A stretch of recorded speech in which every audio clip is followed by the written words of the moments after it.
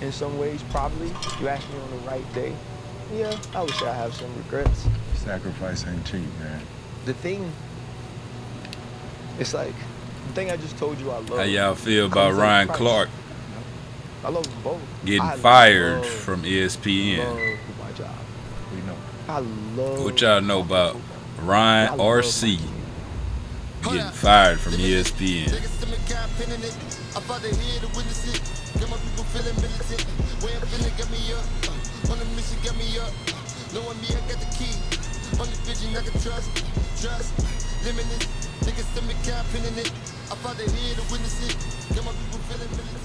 Welcome to a special Friday edition of The Pivot. That's Fred T. I'm Chan. Pivot fam, thank you for pivoting with us. But RC ain't lose all his jobs. We have a special guest today, Pro Bowler, Super Bowl champion, 4-time Emmy Award winner, and former ESPN employee. We got Ryan Clark coming out. Somebody had to do it. What up, brother? Somebody had to do it. What up, sir? Hey, RC, you know how I always ask the guests, what's their biggest pivot, right? Yeah, I think this is the biggest pivot. for sure. I sure. think I'll look at it in 5 years, and if I was sitting down with Ryan Clark, Channing Crowder, and Fred Taylor, that would be the answer. Now, what happens from now is like the rest of the story, but I think the moment would be this moment. Good. No, I joke about it, but you know what I'm saying? Yeah. It's a serious situation. I think, I'm definitely okay, but I feel for the other people who are going through this with me. Carl Ravitch been there 33 years. Charles Davis, one of the best men in the business, along with best analyst. Bart Scott, Cam Newton, Tom Pelissero, and like countless other behind the scenes people. And you think, what I learned about ESPN is so many people who work there grew up close to ESPN. So they grew up with a dream of being there and being able to work behind the scenes and create these stories and tell this story, and now their job is gone, right? What I'm dealing with is, in truth, a first world problem, but there's some people who are truly counting on what ESPN was going to do for them to feed their family. And, so my thoughts and my prayers are with them as well. I think the big question is, did you see it coming? Could you take us inside that moment? Yes and no. I'm upset with myself from this perspective. There were signs, but I truly thought for the first time in my life, I worked so hard at something. I was so good at something. Everybody acknowledged that I was, that they couldn't fire me, that they wouldn't fire me. That a company who's going to have the Super Bowl this year, who truly wants to put their best foot forward to the entire world and have the best people talking about football, wouldn't fire, in my opinion, this is my opinion, and it seems to be the opinion of many others, the best football analyst in the world. I didn't think that, and that's my fault. This offseason, our piece on Monday Night Football with Greg Brooks won an award, a diversity award. And our showrunner and our director and our producer were so excited, and it was like, PR is gonna post it. And it never happened. And eventually I just posted it myself, and then PR reached out like, oh, I'm so sorry that we missed it, but the Emmys are coming up and we'll post it afterwards. And I just remember sending a text to one of the people I work with, and I said, they're not gonna post that, they don't care. A company that posts about, cool things like spelling bees and post about the family feuds and all of these things, didn't care about an actual segment on our show about a young man like Greg. Didn't care about that enough because of me to use it. Was that ever addressed? No, it was never addressed. Family Feud. They have an NFL Live Family Feud, a show that I've been a part of, that I won a sports Emmy for being a part of, that's won 2 Emmys in a row because of the core of Laura Rutledge, Marcus Spears, Dan Orlowski, Mina Kimes, and Ryan Clark. You go do Family Feud, and Marcus and I aren't there, but Marcus was asked. And when I reached out to the people who were involved, they just said, one said, we never asked for you. Another said these two people were already on Pat's show, and that's why you and Marcus weren't on. But Marcus was asked, I wasn't. So there were just signs throughout the season, like even now. If you look at everything for the Super Bowl year, I'm not on any of that. A guy that's supposed to be a part of Monday Night Football, a man that's supposed to be a part of NFL Live, a man that's a huge part of First Take, was a part of building Get Up. So to me, the signs were always there. And I called, man. I called executives, I called decision makers, I called bosses. Is my schedule changing? What's it look like?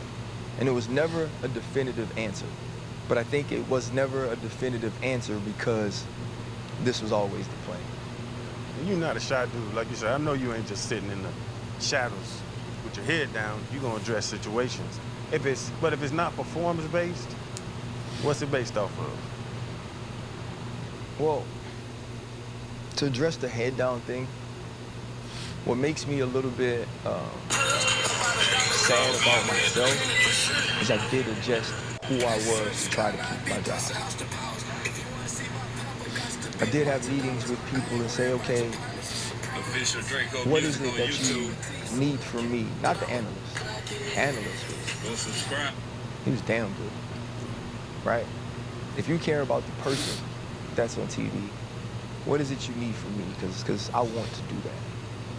I want to build a relationship. I want to involve you in the things I'm doing. You know, man, like this show, for 3 years, bro, we never shied away from any topic. We never shied away from tackling anything. We did this year. Because I knew I couldn't have no beef. I knew I couldn't respond to disrespect, right? I knew, for lack of a better word, I couldn't be too black. What makes me sad is, even in trying to adjust to be at least more of what certain people wanted, they still fired me. And so I think that is difficult. I think it's about some of who I am, and it's about certain executives not connecting to that, not supporting that, not wanting to champion that, not wanting to give that the vast platform that is ESPN. And I think they utilized it to make an example of me. But RC, you called some people to figure out what you can do. Did anybody give you a heads up? Yeah, I had gotten some heads up. I mean, summer ago, Stephen A. sat with me, took me to lunch in Los Angeles. And he told me, he said, you know, there's a particular executive that doesn't like you. Now, let me be honest. I had been hearing this for years, right? It had gotten to me so many times. And so having that dinner or that lunch with Stephen A. was just confirmation of it. He's like, you need to go set a meeting.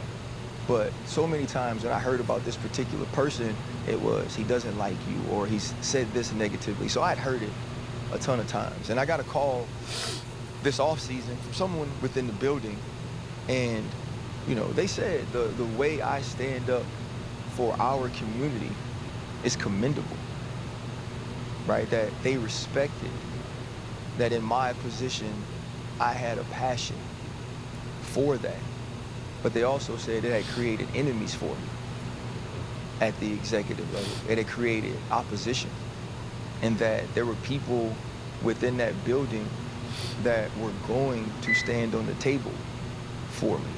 And it was such a shock because I thought to myself, in the most important year in ESPN football, you gotta stand on the table for me? Like, for me. Like, there's somebody that needs to be convinced that our NFL coverage is elevated when I'm on TV. Like, there's a person that knows football.